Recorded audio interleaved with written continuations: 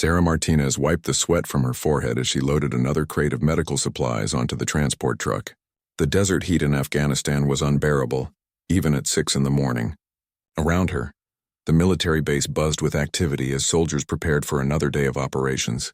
But nobody paid attention to the quiet woman in army fatigues who made sure everyone had what they needed to survive. "Hey, supply girl," shouted Sergeant Rodriguez from across the loading dock. "Make sure you don't forget the extra ammunition this time. We can't have you messing up again." Sarah bit her tongue and continued her work. She had been stationed at Forward Operating Base Phoenix for 8 months now, and the constant dismissal from her fellow soldiers never got easier. To them, she was just the supply girl, someone who counted inventory and handed out gear. They didn't know about her previous life, her training, or the skills she kept hidden beneath her quiet exterior. The truth was, Sarah had been flying helicopters since she was 18 years old. Her father owned a small aviation company back in Texas, and she had grown up around aircraft.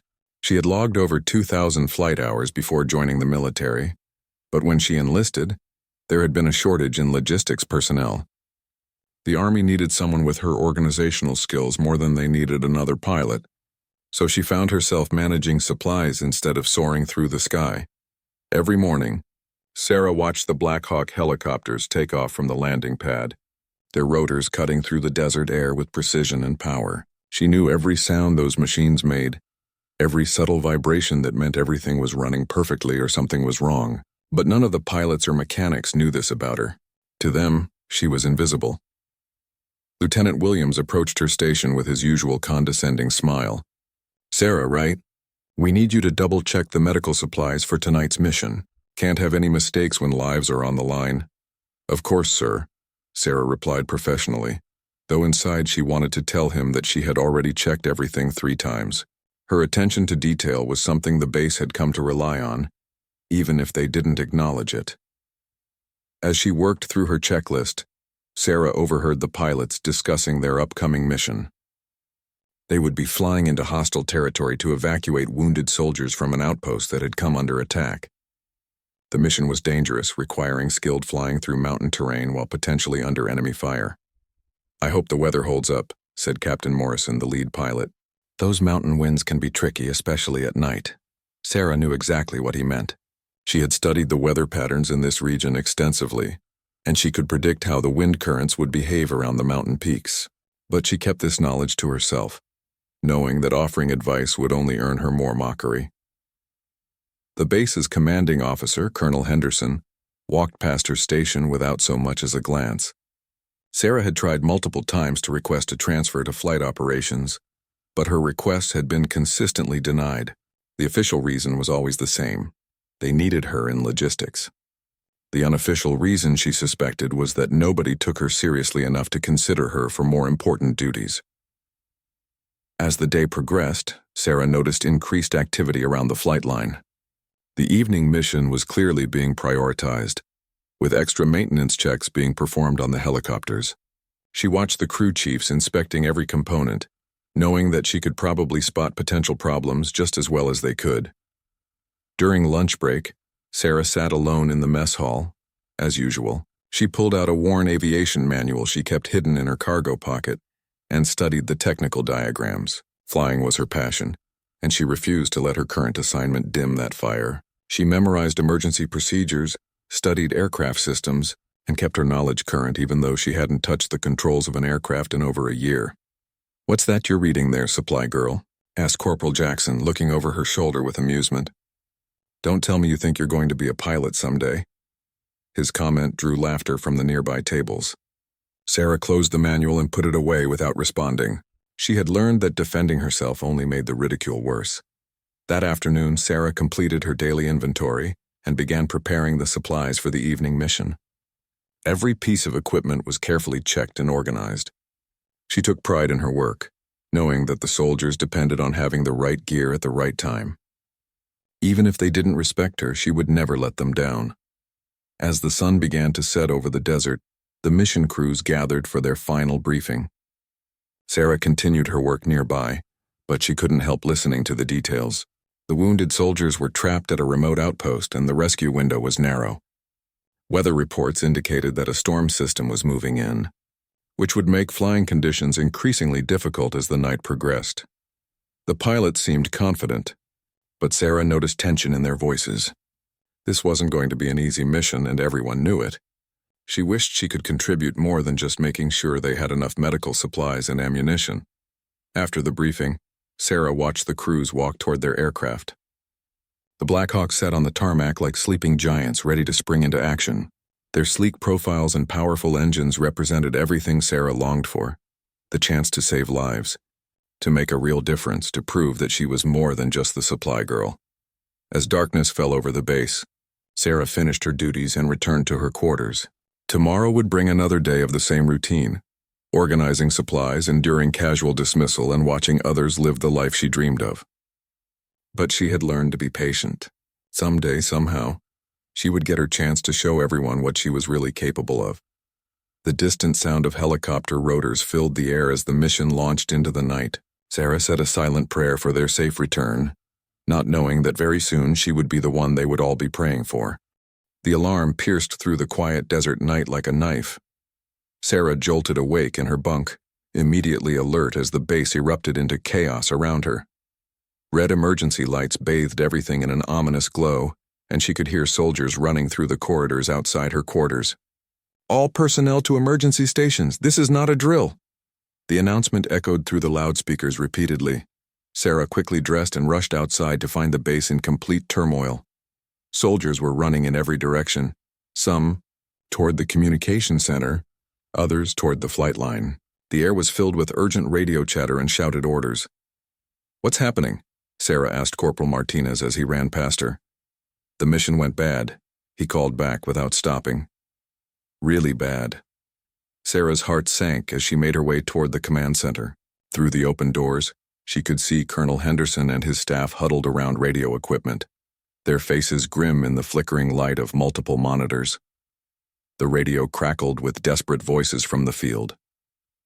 "Raven 2 is down. Repeat, Raven 2 is down. We have casualties and need immediate evacuation." Sarah recognized the voice of Captain Morrison, the lead pilot. His usual calm demeanor was replaced by barely controlled panic. She moved closer to the command center, trying to understand what had gone wrong. "Raven 1, what's your status?"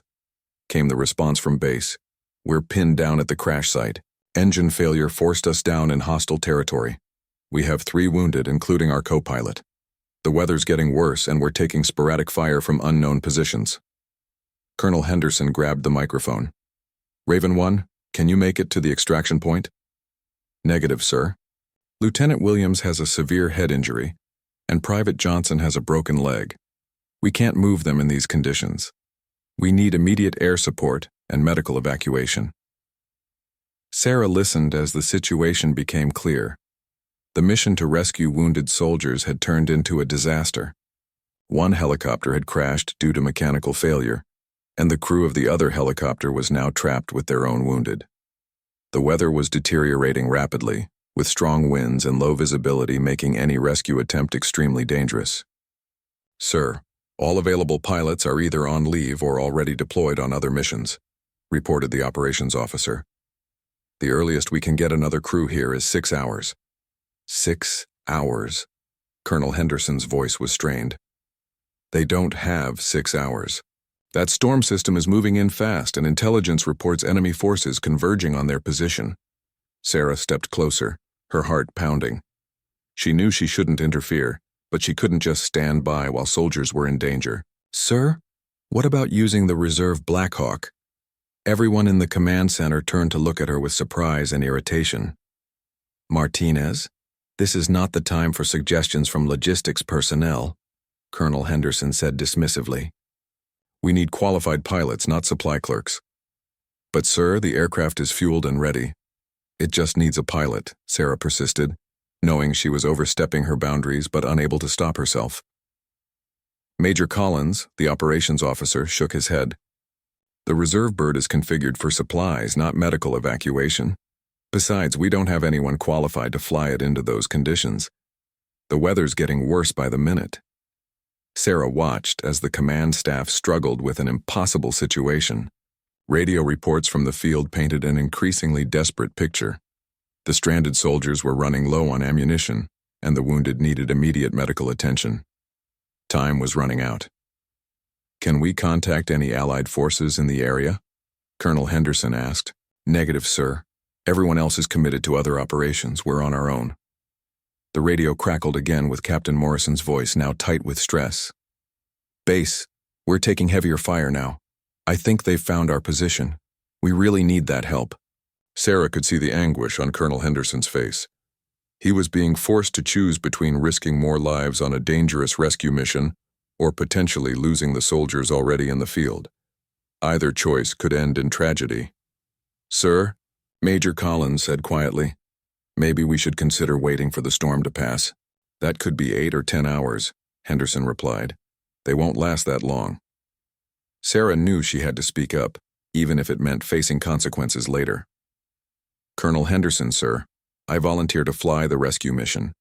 The command center fell silent, except for the static from the radio. Every officer stared at Sarah as if she had lost her mind. Major Collins was the first to speak. "Martinez, you're not even a pilot. What are you talking about?" "Actually, sir, I am a pilot. I have over 2,000 hours of flight time, including night operations and mountain flying. I know I can get them out." Colonel Henderson looked at her with disbelief. "Martinez, this is not the time for heroic fantasies. We need real solutions." "I am a real solution, sir. Check my personnel file. I had a commercial pilot's license before I enlisted. I've flown in conditions just like these." Major Collins was already pulling up Sarah's file on his computer.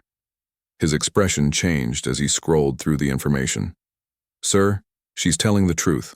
According to this, she has extensive flight experience, including helicopter operations." "Then why is she in logistics?" Henderson demanded. "Looks like there was a need for supply personnel when she enlisted, so that's where she was assigned," Collins replied, still reading from the screen. The radio interrupted their conversation. "Base, this is Raven 1. We're almost out of ammunition and the wounded are getting worse. Please advise on rescue timeline." Colonel Henderson looked from the radio to Sarah and back again. She could see him weighing the impossible decision. Trust an untested logistics soldier with a dangerous rescue mission, or watch as good soldiers died waiting for help that might come too late. "Sir," Sarah said firmly, "I know I can do this. Those soldiers don't have time for us to debate my qualifications. Every minute we wait increases their danger." Henderson studied her face for a long moment, looking for any sign of doubt or uncertainty. Sarah met his gaze steadily, projecting all the confidence she felt in her abilities. Finally, he made his decision. "Collins, get that Black Hawk configured for medical evacuation. Martinez, you have 15 minutes to prove you can fly that bird. If you can't demonstrate your skills safely here on base, this conversation is over." Sarah felt a surge of adrenaline mixed with relief. This was her chance, not just to save the stranded soldiers, but to finally show everyone what she was capable of.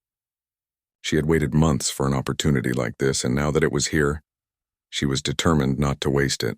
Sarah ran toward the flight line with Colonel Henderson and Major Collins close behind her. The Black Hawk sat in its protective hangar, looking massive and intimidating under the harsh fluorescent lights. Ground crew members were already swarming around the aircraft, converting it from supply configuration to medical evacuation setup. "You have 15 minutes. Martinez," Henderson reminded her as they approached the helicopter. "Show me you can handle this machine safely or we find another solution." Sarah nodded and began her pre-flight inspection with practiced efficiency. She moved around the aircraft systematically, checking every critical component. Her hands knew exactly what to look for: loose bolts, hydraulic leaks, damaged rotor blades, anything that could cause problems during flight. Sergeant Peterson, the chief mechanic, watched her with curiosity. "You really know what you're doing," he said with surprise. "Most new pilots take twice as long to do a proper inspection." "I've been around helicopters my whole life," Sarah replied, continuing her methodical check. She tested the rotor blade tension, examined the tail rotor assembly, and verified that all external equipment was secure. As she worked, Sarah could feel the weight of everyone's expectations pressing down on her. The soldiers who had mocked her for months were now watching quietly from a distance. Some looked skeptical, others appeared genuinely surprised to discover that the supply girl knew her way around aircraft. All systems check out, Sarah announced as she completed her inspection. She's ready to fly. Colonel Henderson looked at his watch. You've got 10 minutes left to prove you can actually pilot this thing. Sarah climbed into the cockpit and immediately felt at home. The familiar layout of controls and instruments welcomed her like an old friend. She had dreamed of this moment for so long that everything felt natural and automatic. Her hands moved across the instrument panel, setting up systems and preparing for engine start. Clear, she called out, following proper safety procedures. The massive engines began to wind up with their characteristic whine, building power gradually. Sarah monitored every gauge and indicator, ensuring that all parameters were within normal ranges. The rotor blades began to turn slowly, then faster as the engines reached operating speed. Sarah felt the aircraft come alive beneath her, the slight vibration and rhythmic thump of the main rotor, bringing back memories of countless hours in the air. Tower. This is test flight requesting clearance for local operations. Sarah radioed to the control tower. Test flight. Cleared for takeoff. Winds from the west at 15 knots. Gusts to 25. Sarah increased power gradually and felt the Black Hawk lift smoothly off the ground. The aircraft responded to her touch perfectly, rising straight up without any unwanted drift or oscillation. She could hear Colonel Henderson speaking into his radio, coordinating with the tower and other personnel. Once airborne, Sarah demonstrated basic flight maneuvers. She performed smooth turns, altitude changes, and hovering exercises that showed complete mastery of the aircraft. Every movement was precise and controlled, displaying the skills that came from years of experience. Not bad, Major Collins admitted through the intercom. But can you handle emergency procedures? Sarah smiled grimly. Let's find out. She simulated an engine failure, immediately lowering the collective and entering auto-rotation. The Black Hawk descended in a controlled glide as she managed the aircraft's energy perfectly. At the last moment, she flared the nose up and cushioned the touchdown with textbook precision. Impressive, Henderson said, genuine respect creeping into his voice. What about night operations? I've logged over 500 hours of night flying, Sarah replied as she brought the helicopter back to a hover, including mountain operations in similar terrain to where our people are trapped. Through the cockpit window, she could see the gathered personnel on the ground. Word had spread quickly through the base that the supply girl was flying the Black Hawk, and soldiers had come out to watch. Some still looked doubtful, but others were nodding with approval at her demonstration. Sarah performed one final maneuver, a challenging precision hover that required holding the aircraft perfectly steady in gusty wind conditions. The Black Hawk remained rock solid under her control, moving only when and where she commanded it to go. That's enough, Colonel Henderson said. Bring us down. Sarah executed a smooth landing and began shutting down the engines. As the rotor blades slowed to a stop, she could see the base personnel approaching the aircraft. The expressions on their faces had changed dramatically from when she started. Colonel Henderson climbed out of the aircraft and turned to face her. Martinez, in 20 years of military service, I've never seen a more professional flight demonstration. Where did you learn to fly like that? My father owned a helicopter service in Texas, Sarah explained. I've been flying since I was 18, working search and rescue, emergency medical transport, and mountain operations. I joined the Army because I wanted to serve my country, but I ended up in logistics instead of aviation.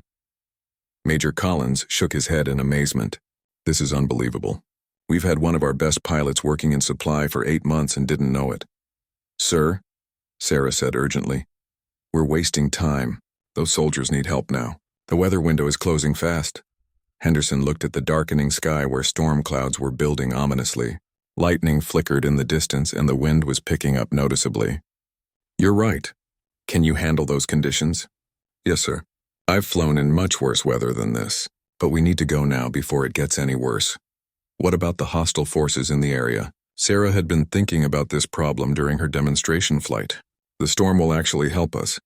Low visibility works both ways. If we can't see them clearly, they can't see us either. I can use the terrain and weather to mask our approach. Henderson made his decision. Collins, get that bird configured for medical evacuation immediately. Martinez, you're authorized for the rescue mission. Thank you, sir, Sarah said, feeling a mixture of relief and determination. I won't let you down. As the ground crew rushed to complete the medical configuration, Sarah studied weather reports and mission details. The stranded soldiers were in a valley surrounded by mountains, approximately 40 minutes flight time away. The terrain was challenging even in good weather, and the approaching storm would make navigation extremely difficult. "Sarah," Henderson said, using her first name for the first time, "I want you to understand something. This mission is completely voluntary. No one will think less of you if you decide it's too dangerous." Sarah looked him straight in the eye. "Colonel, those soldiers have been protecting all of us for months. Now it's my turn to protect them. I'm going to bring them home." Henderson nodded slowly. "Then God help you, because you're about to fly into hell." The Black Hawk lifted off into the night sky as the first raindrops began to spatter against the cockpit windows. Sarah focused intensely on her instruments as the base lights faded behind her. The weather was deteriorating faster than predicted, with visibility dropping rapidly as thick clouds rolled in from the mountains. "Raven 1, this is Rescue Bird. Do you copy?" Sarah radioed to the stranded team. Captain Morrison's voice crackled through the static. "Rescue Bird, thank God. We weren't expecting help this soon. What's your ETA?" "Approximately 35 minutes out," Sarah replied, checking her navigation display. "Can you give me an update on your situation?" "We're in a small clearing about 2 clicks from the original crash site. Lieutenant Williams is unconscious with a severe head injury, and Private Johnson has a compound fracture of his left leg. We've moved them as far as we can, but they need immediate medical attention." Sarah could hear the strain in Morrison's voice. These were experienced soldiers, but being trapped in hostile territory with wounded comrades was testing everyone's limits. "What about enemy activity?" "We've had sporadic contact, but nothing major in the last hour. I think the weather is keeping them under cover too. The clearing is barely big enough for a landing, surrounded by trees on 3 sides." "Understood. I'll find a way to get in there." As Sarah flew deeper into the mountain region, the weather continued to worsen. Rain was now falling steadily, and occasional lightning illuminated the rugged terrain below. She had to rely heavily on her instruments and terrain mapping system to navigate safely through the peaks and valleys. The radio crackled with another transmission from base. "Rescue Bird, this is base operations. Weather radar shows the storm intensifying. You may want to consider aborting the mission." Sarah keyed her microphone without hesitation. "Base operations negative. We're continuing to target." She knew that turning back now would likely mean death for the wounded soldiers. The storm was only going to get worse, and by morning it might be too late for Lieutenant Williams and Private Johnson. 20 minutes into the flight, Sarah encountered the worst turbulence she had experienced in years.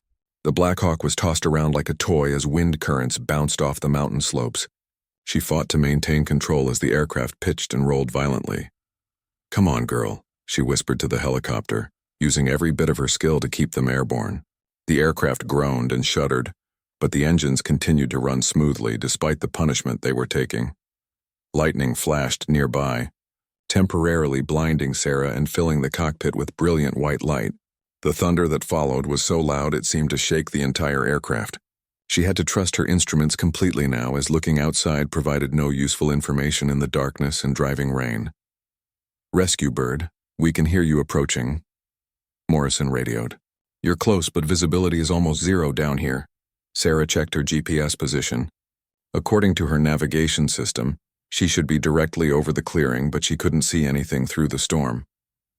Flying blind in these conditions was extremely dangerous, especially with obstacles like trees and power lines that might not show up on her terrain mapping. "Raven 1, can you provide any visual references? Lights, flares, anything that might help me locate your position? We're afraid to use flares because of possible enemy observation, but we can try to signal with flashlights." Sarah descended carefully, watching her altitude and airspeed closely. At 300 feet above ground level, she still couldn't see anything below except darkness and rain. She knew she was pushing the limits of safe flying, but the lives of 4 soldiers depended on her finding that clearing. "I see lights," she called out as faint beams appeared through the storm. "Looks like 3 flashlights in a triangular pattern." "That's us," Morrison confirmed. "The clearing is about 50 meters east of our position. Be careful. There are tall trees on the north side." Sarah maneuvered the Black Hawk toward the clearing, descending slowly and carefully.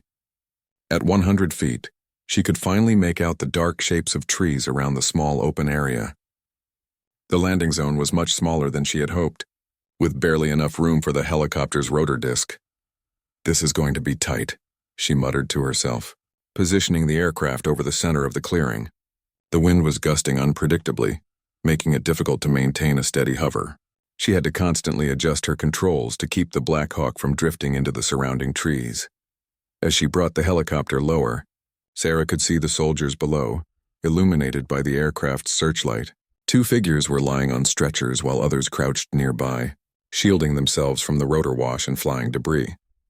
At 20 feet above the ground, a massive gust of wind caught the Black Hawk and pushed it sideways toward a line of tall pines. Sarah reacted instantly, applying opposite cyclic and increasing power to stop the drift. The rotor blades came within feet of striking the treetops. "Easy does it," she said aloud, fighting to regain position over the clearing. Her heart was pounding, but her hands remained steady on the controls. This was exactly the kind of challenging flying she had trained for her entire life. The ground crew was already moving toward the helicopter as Sarah touched down. She kept the engines running at flight idle, ready to take off immediately if necessary. Through her side window, she could see soldiers carrying the wounded toward the aircraft. "Load them up fast," she called over the radio. "I don't want to stay here any longer than necessary." Captain Morrison appeared at her cockpit window, rain streaming down his face. He gave her a thumbs-up sign that meant everything was going according to plan. Sarah could see the relief in his eyes as the wounded soldiers were carefully loaded into the medical evacuation area behind her. "All passengers secure," came the call from the crew chief. "Ready for takeoff." Sarah increased power and lifted the Black Hawk out of the tight clearing. As they climbed away from the ground, she felt a tremendous sense of accomplishment. The hardest part of the mission was complete. She had successfully extracted the wounded soldiers from an impossible situation, but she knew the danger wasn't over yet.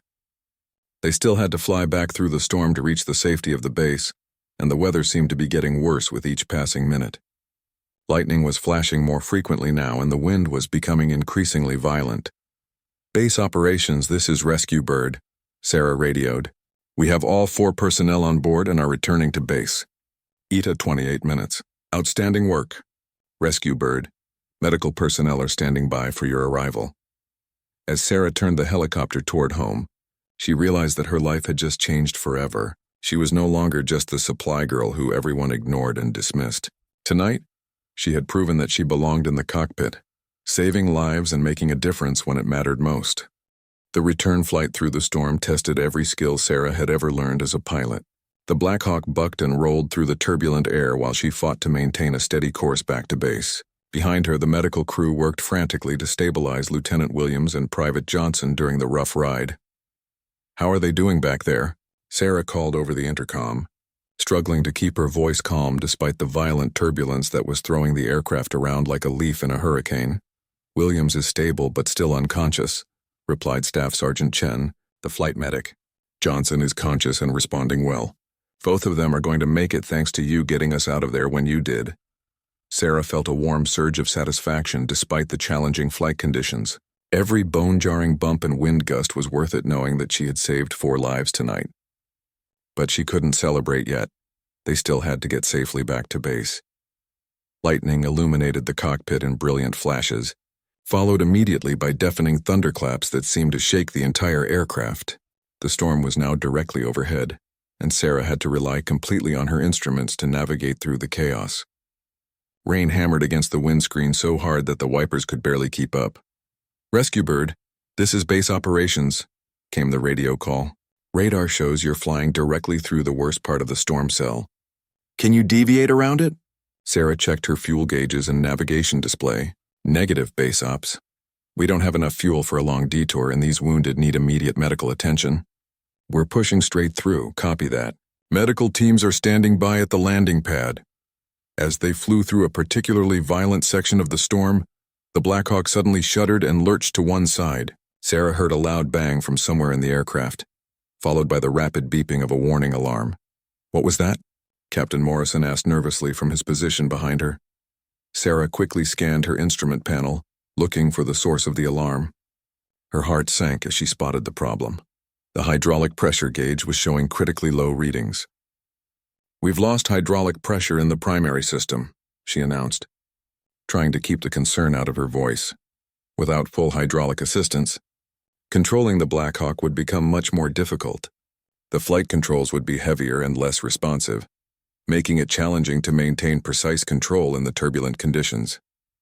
It was like trying to steer a car with the power steering disabled. "Can we make it back to base?" Morrison asked. "We're going to find out," Sarah replied, adjusting her grip on the controls. She could already feel the increased resistance as the aircraft became harder to handle. Every control input now required significantly more physical effort. The backup hydraulic system was still functioning, but Sarah knew it could fail at any moment. If both systems went down completely, controlling the helicopter would become nearly impossible. She had to get them on the ground as quickly as possible. "Base operations, we have a hydraulic emergency," Sarah radioed. "Primary system is down, operating on backup only. Requesting priority landing and emergency vehicles standing by." "Roger, Rescue Bird. You're cleared for straight-in approach to any runway. Fire and rescue crews are already positioned." Sarah pushed the Black Hawk to its maximum safe speed, racing against time and mechanical failure. The aircraft felt sluggish and unresponsive, requiring constant corrections to maintain course and altitude. Her arms were beginning to ache from the physical effort of fighting the heavy controls. 20 minutes from base, the backup hydraulic system began showing warning signs. Pressure readings were fluctuating and Sarah could feel the controls becoming even heavier. She realized they might not make it to the main landing pad.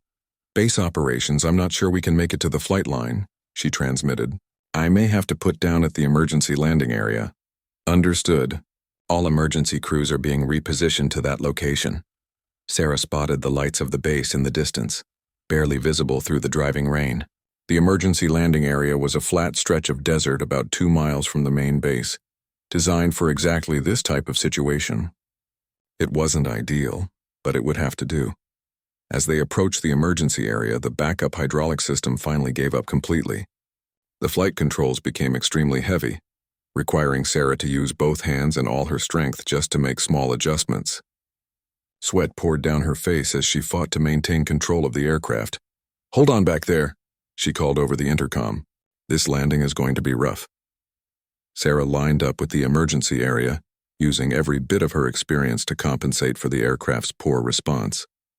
The Black Hawk felt like it was flying through thick mud, sluggish and unpredictable. One wrong move could result in a crash that would kill everyone on board.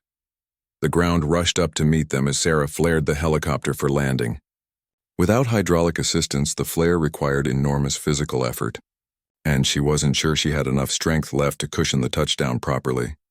The Black Hawk hit the ground hard, bouncing once before settling onto its landing gear with a jarring impact. Sarah immediately began shutting down the engines as emergency vehicles raced toward them across the desert.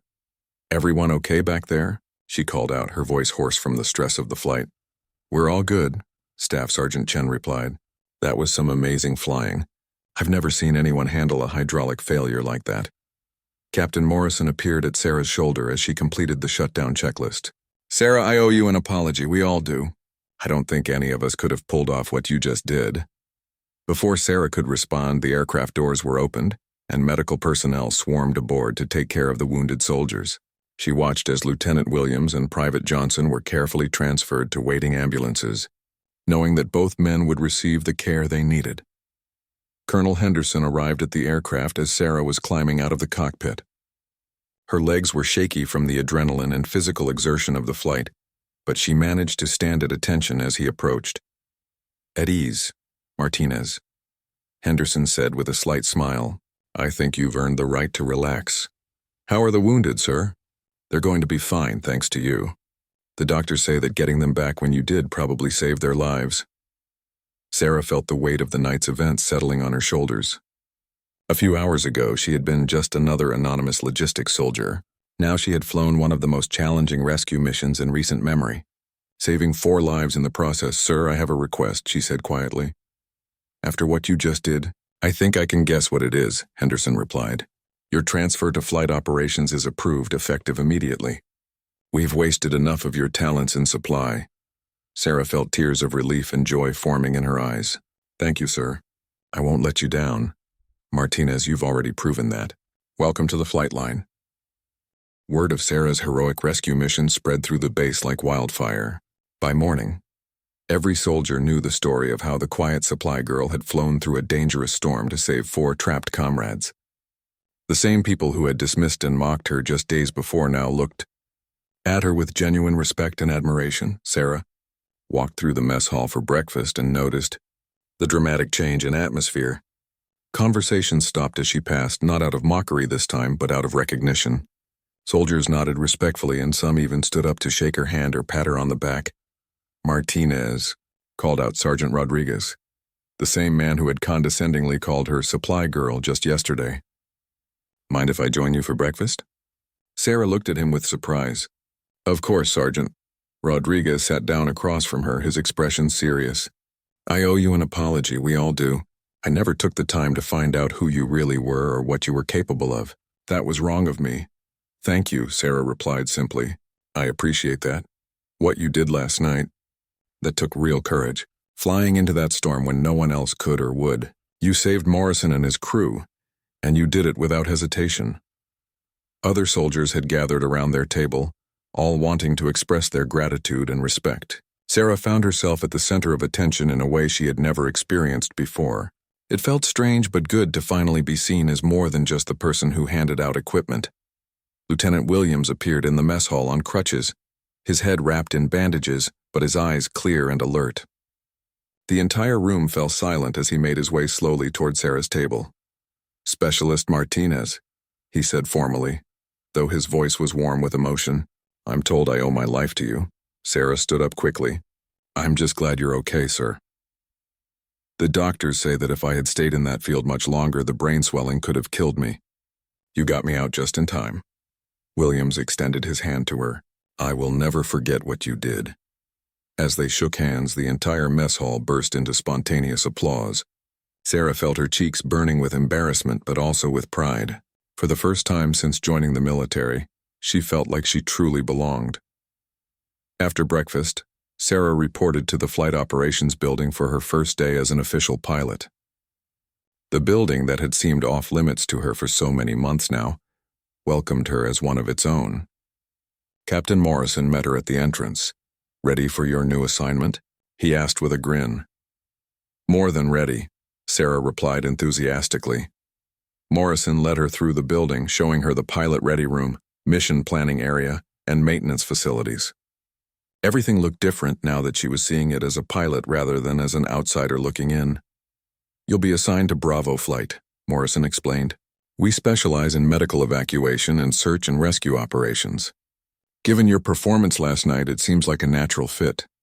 They stopped at a desk that had a nameplate reading CW2 Martinez. Sarah stared at it in amazement. "Chief Warrant Officer? But I'm just a specialist." "Not anymore," Morrison said. "Colonel Henderson fast-tracked your promotion and warrant officer appointment. Your experience and demonstrated abilities qualified you for immediate advancement." Sarah picked up the nameplate, hardly believing it was real. Just 24 hours ago, she had been counting inventory in a supply warehouse. Now she was a warrant officer and a fully qualified military pilot. "There's something else," Morrison continued. "The Army wants to put you in for a commendation for your actions last night. What you did was above and beyond anything that could reasonably be expected." "I was just doing my job," Sarah protested. "No, you went far beyond your job. You volunteered for an extremely dangerous mission that no one else was willing or able to undertake. You flew through conditions that grounded more experienced pilots, and you brought everyone home safely despite mechanical failures that could have killed you all." Over the following days, Sarah threw herself into her new role with enthusiasm. She completed additional training and certification requirements that made her officially qualified for all types of missions. Her fellow pilots quickly discovered that her skills were even more impressive than her rescue flight had demonstrated. During training exercises, Sarah consistently outperformed pilots with years more experience. Her precision flying and calm decision-making under pressure impressed even the most senior aviators. It became clear that the Army had been wasting a tremendous talent by keeping her in logistics. "Where did you learn to fly like that?" asked Captain Davis after a particularly challenging training mission. "Your instrument flying is better than most flight instructors I've known." "Lots of practice in civilian aviation," Sarah replied modestly. "My father's company did a lot of emergency work, so I learned to handle difficult situations early in my career." The transformation in how people treated her was remarkable. Soldiers who had never bothered to learn her name now sought her out for advice and conversation. She was invited to join informal groups and social activities that had been closed to her before. But perhaps the most significant change was in Sarah herself. The confidence she had always possessed but kept hidden was now on full display. She walked taller, spoke with authority, and carried herself like the skilled professional she had always been. One evening, Sarah was working late in the flight operations building when Colonel Henderson stopped by her desk. "How are you settling into your new position?" he asked. "Very well, sir. This is where I always wanted to be." Henderson sat down in a nearby chair. "I have to ask you something, Martinez. Why didn't you push harder for a transfer to flight operations when you first arrived? Your qualifications were clearly documented in your personnel file." Sarah considered the question carefully.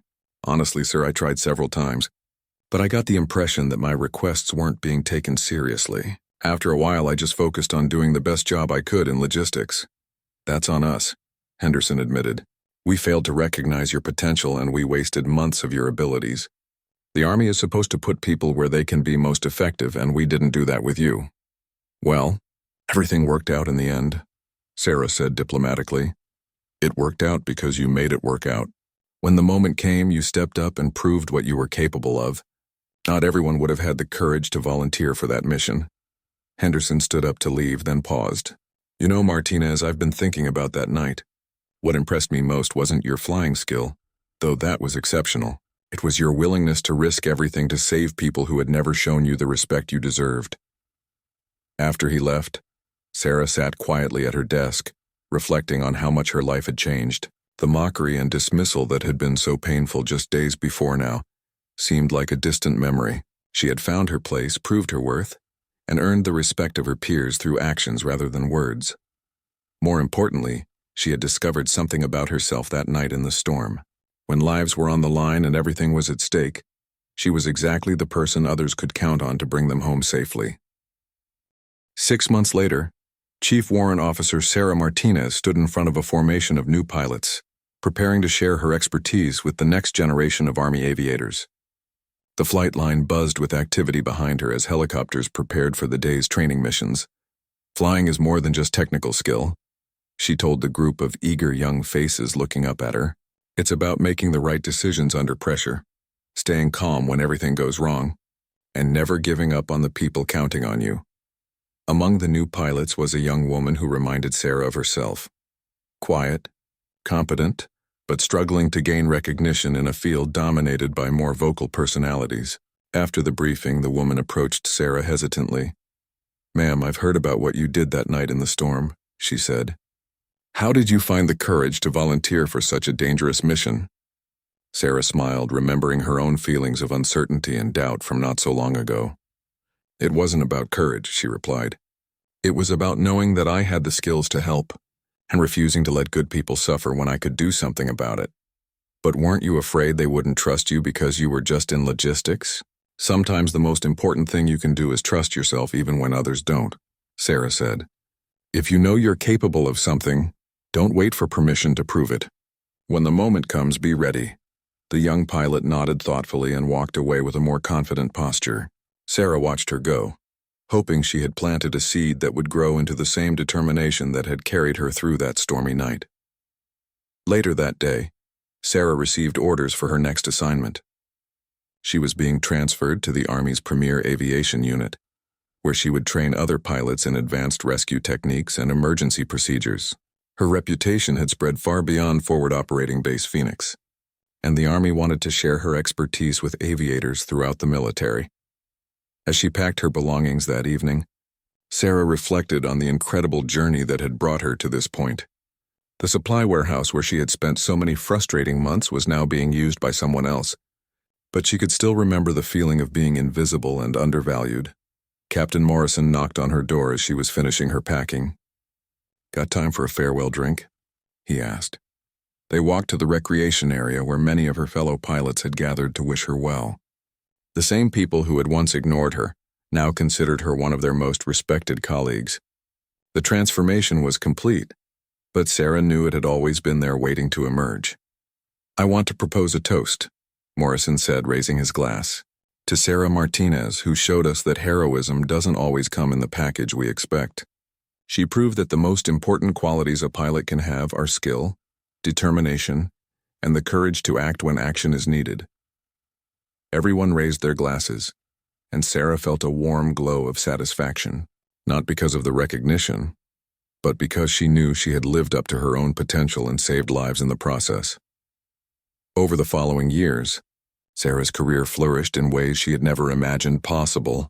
She became one of the Army's most respected pilot instructors, known for her ability to remain calm under pressure and her dedication to bringing everyone home safely. The story of the supply girl who flew into a storm to save trapped soldiers became legendary within Army aviation circles.